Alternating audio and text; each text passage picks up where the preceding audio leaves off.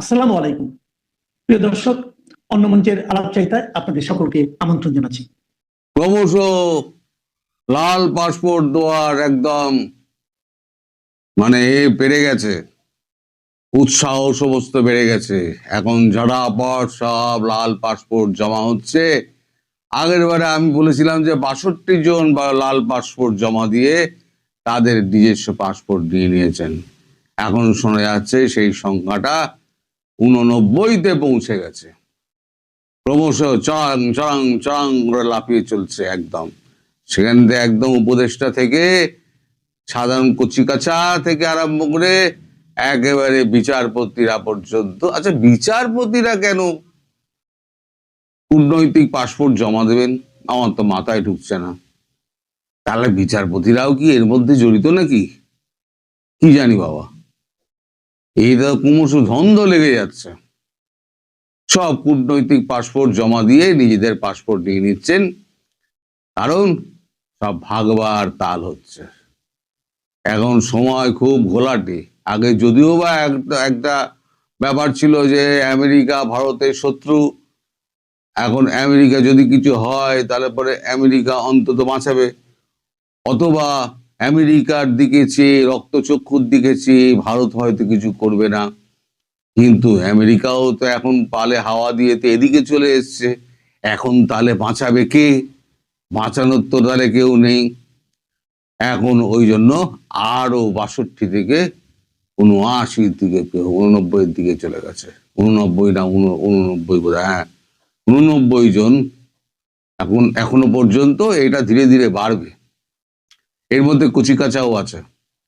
ওদিকে আমেরিকা এবং কানাডার সমস্ত টিকিট ফিকিট সমস্ত বিক্রি হতে শুরু করে, অ্যাডভান্স বুকিং চলছে। সব অ্যাডভান্স বুকিং গুলো হচ্ছে কিন্তু আপনার 13 থেকে 17-র মধ্যে অ্যাডভান্স বুকিং। এখন এরা একটা পুরনো এর দিয়ে ঘটনা দিয়ে এরকম শিক্ষা নিয়েছে। আওয়ামী লীগের যত নেতা মন্ত্রী ছিল, যত আপনার উচ্চ পর্যায়ের নেতা ছিল, তাদের যত কূটনৈতিক পাসপোর্ট ছিল সব তো সরকারের ঘরে জমা রাখতে হয়।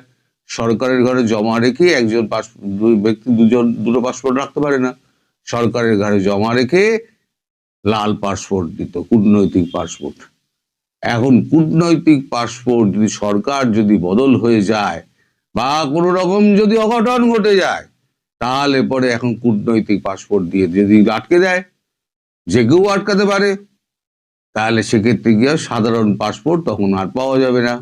যেমন আওয়ামী লীগ নেতারা পাননি, তারা বহু কষ্টে তো এপার ওপার গলে ফাঁক ফকর গলে ভারতে চলে এসছেন। কিন্তু এনাদের জায়গা হবেন কোথায়? হবেটা কোথায়? ফলে এনারা এখন আগে থেকে ওই আওয়ামী লীগের দুর্দশা দেখে এখন নিজেরা সমস্ত কূটনৈতিক পাসপোর্ট এখন জমা দিয়ে নিজেদের পাসপোর্ট নিতে আরম্ভ করেছেন। এখন একটা কূটনৈতিক পাসপোর্ট যার কাছে থাকে, তিনি নিজেকে রাজা মহারাজা একেবারে মনে করেন। এখন সেই রাজা মহারাজারা এখন নিজেদের রাজত্ব আর মুকুট ছেড়ে এখন সাধারণ মানুষের মতো পাসপোর্ট নিয়ে নিয়েছেন। পাসপোর্ট নিয়ে তারা এখন জয়গুরু বলে এখন সাধারণ পাসপোর্ট নিয়ে সমস্ত টিকিট কেটে ফেলেছেন। টিকিটের এখন খুব আকাল, বাংলাদেশে টিকিটের খুব আকাল। এখন আমেরিকা, কানাডা, তারপর আপনার যে সমস্ত আরো ওই ধরুন ব্রিটেন, তারপর ইউরোপিয়ান কয়েকটা দেশের সমস্ত টিকিট সমস্ত কাটাফাটা হয়ে গিয়েছে। কার কোন টিকিট কাটা হয়েছে আমি বলতে পারবো না, তবে খবর পাওয়া যাচ্ছে এরকম টিকিট কাটা হয়ে গেছে। সব থেকে ভেজালে যে যিনি পড়েছেন তিনি হচ্ছেন আমাদের ডক্টর মোহাম্মদ ইউনূস। ইউনূস মিয়ার এখন চারদিকে বিপদ। ইউনূস মিয়ার ঘটনাটা আপনারা একটু বলি। এই বড় মজার ঘটনা। ইউনূস মিয়াকে বসিয়েছিলেন কে? জো বাইডেন অ্যান্ড কোম্পানি এবং সঙ্গে হিলারি ক্লিন্টন। মোটামুটি ব্যাপারটা হচ্ছে এই আপনার ডেমোক্রেটিক যারা ছিল তারাই এই সমস্ত ডিপ স্টেটকে দিয়ে বসিয়েছিল।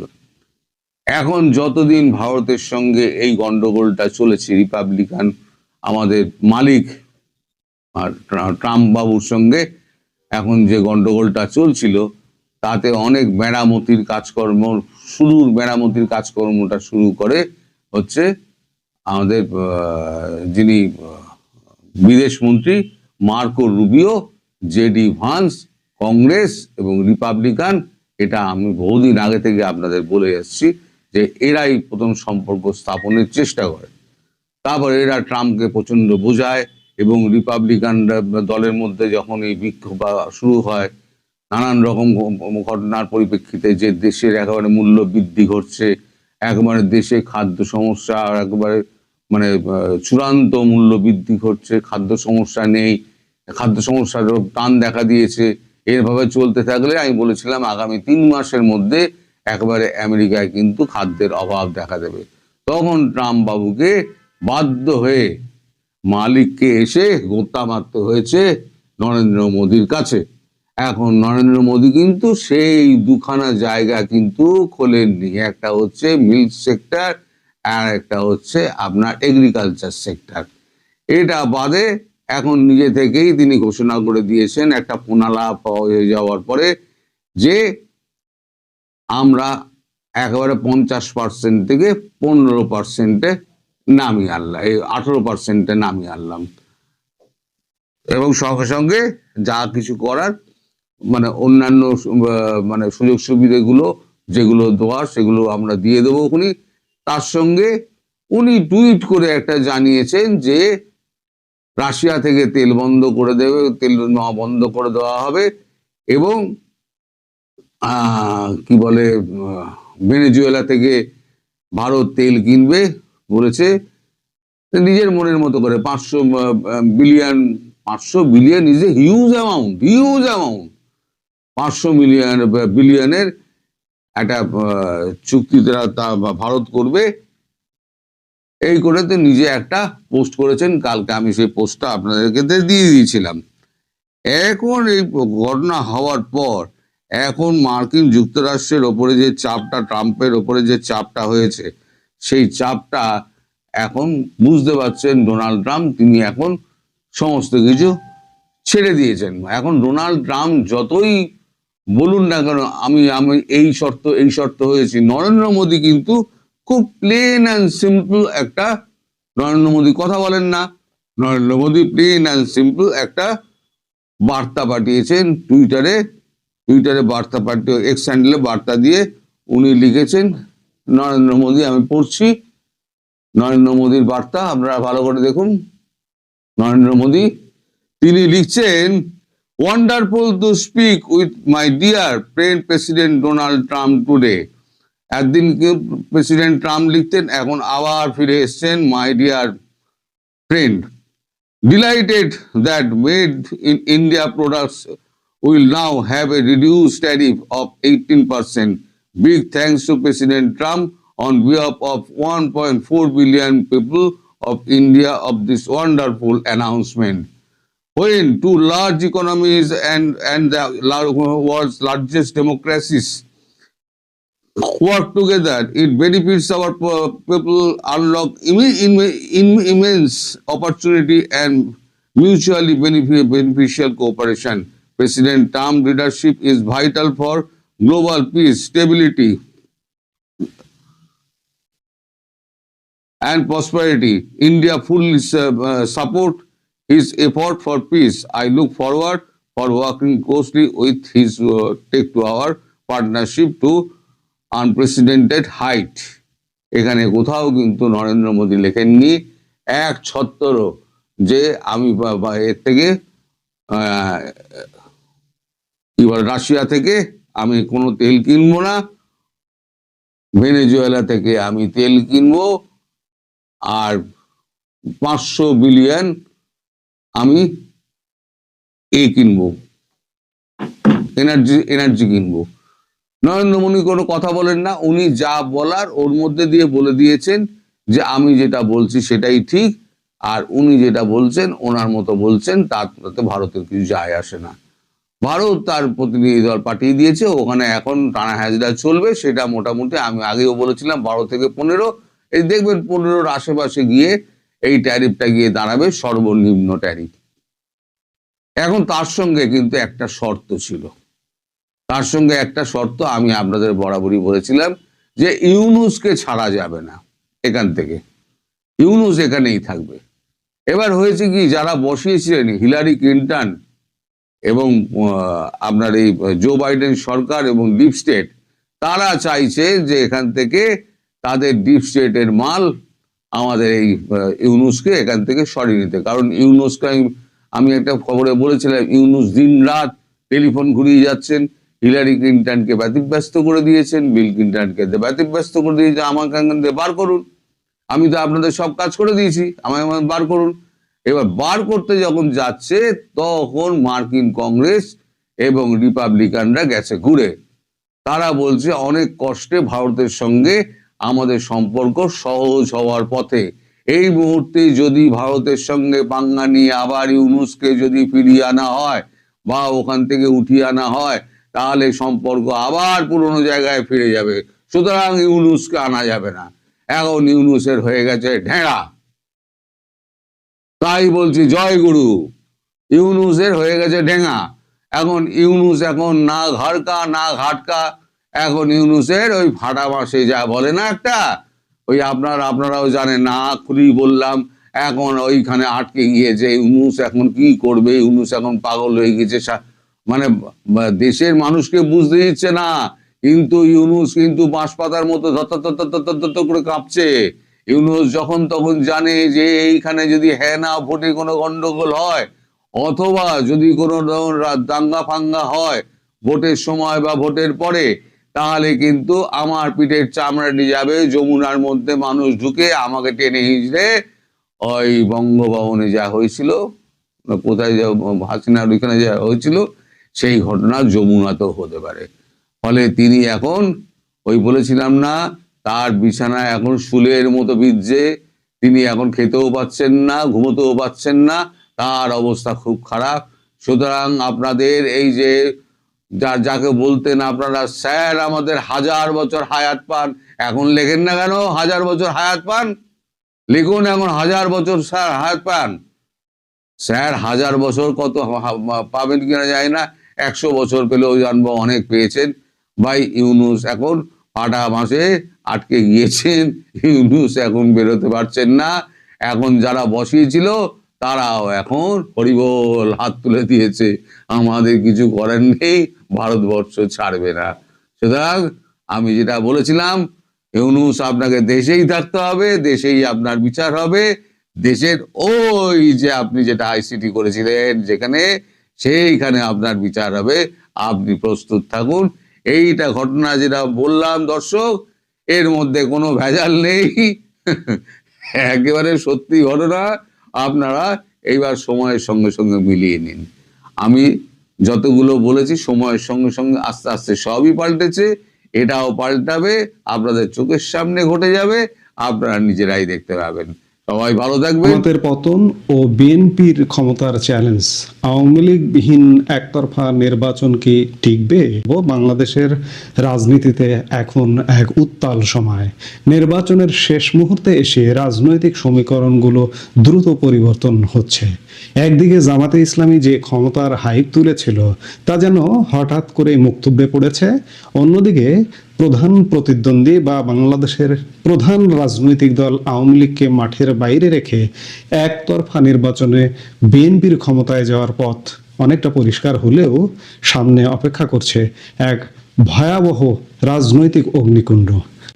জামাতে ইসলামী বলা যায় যে আওয়ামী লীগ সরকার পতনের পর থেকে যে ধরনের সাংগঠনিক শক্তি ও জনসমর্থনের দাবি তুলেছিল, নির্বাচনের দোরগোড়ায় এসে তা যেন সম্পূর্ণ মাঠে মারা যাবার উপক্রম হয়েছে। কেন এমনটা হলো, এর পেছনে রয়েছে সাম্প্রতিক সময়ের কিছু বিতর্কিত ঘটনা। সম্প্রতি আল জাজিরায় দেওয়া এক সাক্ষাৎকারে আমিরে জামাতের নারী নেতৃত্ব নিয়ে মন্তব্য নারী সমাজের মধ্যে নতুন করে বিতর্কের সৃষ্টি করেছে। আল জাজিরার সাক্ষাৎকারে তিনি বলেছেন, জামাত প্রধান কোনো নারী হতে পারবেন না। এবং জামাত এই মুহূর্তে যে বাংলাদেশে ত্রয়োদশ জাতীয় সংসদ নির্বাচন হচ্ছে তার 300 আসনের একটি আসনেও নারী প্রার্থী দেয়নি জামাত। আরেকদিকে আমিরে জামাত এই সাক্ষাৎকারে আরো বলেছেন যে জামাতের পক্ষ থেকে কখনোই সরকার প্রধান হওয়ার সুযোগ নেই নারীদের। তিনি এ ব্যাপারে বিভিন্ন নারীর সীমাবদ্ধতার ব্যাখ্যা দিয়েছেন সেই সাক্ষাৎকারে। প্রগতিশীল সমাজে এই ধরনের অবস্থান তাদের ভোট ব্যাংকে বড় ধরনের নেতিবাচক প্রভাব ফেলতে যাচ্ছে বলেই মনে করা হচ্ছে। এর পরের ঘটনাটি জামাতকে বেশ বেকায়দায় ফেলেছে, সেটি হচ্ছে জামাত আমিরের টুইট অ্যাকাউন্ট বা এক্স, বর্তমানের যেটি এক্স, সেখান থেকে কর্মজীবী নারীদের নিয়ে অত্যন্ত আপত্তিকর ও কুরুচিপূর্ণ মন্তব্য করা হয়েছিল, যার ফলশ্রুতিতে কর্মজীবী নারীদের অসম্মান করার এই মানসিকতা সাধারণ জনগণের মধ্যে সৃষ্টি করেছে। অর্ধেক বাংলাদেশের নারী ভোটারদের মধ্যে যেমন একটা বিরূপ প্রতিক্রিয়া সৃষ্টি করেছে, একই সাথে পুরুষ ভোটারদের মধ্যেও এটি কিন্তু একটা বিস্ফোরণের মতো ঘটনা ঘটেছে। সাম্প্রতিক সময়ে জামাত আমির স্বাধীনতার ঘোষক নিয়েও নতুন বিতর্ক তৈরি করেছেন। তিনি অলি আহমেদকে চট্টগ্রামের এক অনুষ্ঠানে নতুন স্বাধীনতার ঘোষক বানাবার চেষ্টা করেছেন। এর প্রধানতম কারণ হচ্ছে অলি আহমেদ বর্তমানে জামাত জোটে, এলডিপি যে দলটি অলি আহমেদের, সেটি জামাত জোটে। এই জামাত জোটে থাকবার কারণে অলি আহমেদকে নতুন বীরের ভূমিকায় আবির্ভাব ঘটাতে চাইছেন। এগুলো সাধারণ মানুষ, মুক্তিযুদ্ধের পক্ষের শক্তি, বিদগ্ধ জনরা মোটেই ভালোভাবে দেখছে না। শুধু মতাদর্শগত পার্থক্যই নয়, জামাতের আচরণগত উদ্ধত্ত, তাদের এই যে আসন্ন ক্ষমতার হাইপ তোলা থেকে সেখান থেকে ধপাস করে পড়ে যাওয়ার যে ঘটনাটা ঘটতে যাচ্ছে, সেটি তাদের উদ্ধত্ত আচরণ দৃশ্যমান ইতিমধ্যেই। আপনারা খেয়াল করেছেন যে এই যে ছাত্র সংসদগুলো যে দখল করেছে জামাতের ছাত্র সংগঠন শিবির, এই দখল করা বিশ্ববিদ্যালয়গুলো, আপনি যদি ঢাকা বিশ্ববিদ্যালয়ের কথা বলেন, আপনি রাজশাহী বিশ্ববিদ্যালয়ের কথা বলেন, চট্টগ্রাম বিশ্ববিদ্যালয়ের কথা বলেন, এই বিশ্ববিদ্যালয়গুলোতে প্রকাশ্যে ক্যামেরার সামনে শিক্ষক লাঞ্ছনার ঘটনাগুলো জনমনে ব্যাপক প্রভাব ফেলেছে। এবং এই যে ক্যামেরার সামনে লাঞ্ছনা হচ্ছে, ক্যামেরার বাইরে আউট অফ ফোকাস আরো নানা ঘটনা মানুষের মনে, মানুষের কানে আসছে। বহু শিক্ষক, বিশ্ববিদ্যালয়ের শিক্ষক আজ বিশ্ববিদ্যালয়ে যেতে পারছে না এদের অত্যাচারে। বহু শিক্ষার্থী আজকে বিশ্ববিদ্যালয়ে যেতে পারছে না এদের অত্যাচারে। এগুলো বাইরে জানাজানি হচ্ছে, জনমনে দারুণ ক্ষোভের সৃষ্টি করছে। এর মধ্যে গতকাল জামাতের একজন প্রার্থীর ক্যান্টনমেন্ট এলাকায় অস্ত্রসহ গানম্যান নিয়ে প্রবেশের চেষ্টা ও সেখানে দায়িত্বরতদের সঙ্গে ঔদ্ধত্যপূর্ণ আচরণ ছিল একটি চরম হঠকারিতা। রাষ্ট্রের স্পর্শকাতর জায়গায় এ ধরনের আচরণ প্রমাণ করে যে তারা আইনের শাসনের প্রতি কতটা শ্রদ্ধাশীল। এরই মধ্যে জামাতের নারী উইং, মহিলা জামাতের একটা বড় সড়ো শোডাউন করবার কথা ছিল রাজধানীর সোহরাওয়ার্দী উদ্যানে, কিন্তু অনিবার্য কারণে নিজ দলের নারীদের যে সমাবেশটা হওয়ার কথা ছিল সেটি আর অনুষ্ঠিত হয়নি। বিশ্লেষকরা বলছেন, কেউ কেউ বলছেন যে আদর্শিক এবং সাংগঠনিক দ্বন্দ্ব নারীদের মধ্যে হয়তো শুরু হয়ে গেছে। এই যে জাল জাজিরার সাক্ষাৎকার এবং নারীর প্রতি এক্স হ্যান্ডেলে সামাজিক যোগাযোগ মাধ্যমে বিদ্বেষপূর্ণ মনোভাব জামাত আমির পোষণের কারণে নারীদের মধ্যেও একটা দ্বিধা কাজ করছে, যার কারণে নারীদের নিয়ে ব্যাপক কর্মসূচি তারা করতে পারলো না। অন্যদিকে এই যে যখন টালমাটাল অবস্থা, একদিকে অধ্যত্ত আচরণ, আর একদিকে নারী, আর একদিকে স্বাধীনতার ঘোষক নিয়ে বিতর্ক তৈরি, এরই মধ্যে জামাতের ইস্তেহার ঘোষণার কথা ছিল, কিন্তু জামাত আজও পর্যন্ত নির্বাচনের 1 সপ্তাহের একটু বেশি বাকি থাকতে গেলেও জামাত এখন পর্যন্ত ইস্তেহার ঘোষণা করেনি। তবে যেটি জানা যাচ্ছে যে আগামী 2-1 দিনের মধ্যে জামাত ইস্তেহার ঘোষণা করবে। এবার আসি মূল ক্ষমতার অঙ্কে। দেশের অন্যতম বৃহত্তম রাজনৈতিক দল আওয়ামী লীগকে নির্বাচনের বাইরে রেখে বিএনপি যে ক্ষমতার স্বপ্ন দেখছে তাকে বিশ্লেষকরা বলছেন টেম্পোরারি বা অস্থায়ী ক্ষমতা। আওয়ামী লীগের মতো বিশাল জনসমর্থন পুষ্ট দলকে বাইরে রেখে যে নির্বাচন হতে যাচ্ছে তার নৈতিক ভিত্তি নিয়ে প্রশ্ন থাকবে আন্তর্জাতিক মহলে এবং সাধারণ মানুষের মধ্যে। বিএনপি ক্ষমতায় গেলেও তাদের সামনে অপেক্ষা করছে পাহাড় সম চ্যালেঞ্জ। দেশের অর্থনৈতিক অবস্থা, বৈদেশিক চাপ এবং প্রশাসনিক নিয়ন্ত্রণ বজায় রাখা তাদের জন্য প্রায় অসম্ভব হয়ে পড়বে, কারণ একটি অন্তর্ভুক্তিমূলক নির্বাচন ছাড়া জনগণের পূর্ণ ম্যান্ডেট পাওয়া সম্ভব নয়। বর্তমান প্রেক্ষাপট বিশ্লেষণ করলে দেখা যায় এই একতরফা নির্বাচনের মাধ্যমে আসা সরকারের আয়ু হবে খুবই সংক্ষিপ্ত। কয়েক মাসের মধ্যে দেশব্যাপী তীব্র আন্দোলন এবং অস্থিরতার মুখে সরকার পতন হতে পারে। রাজনৈতিক স্থিতিশীলতা ফিরিয়ে আনতে আওয়ামী লীগ সহ সব দলের অংশগ্রহণে একটি অবাধ ও সুষ্ঠু নির্বাচনের বিকল্প নেই।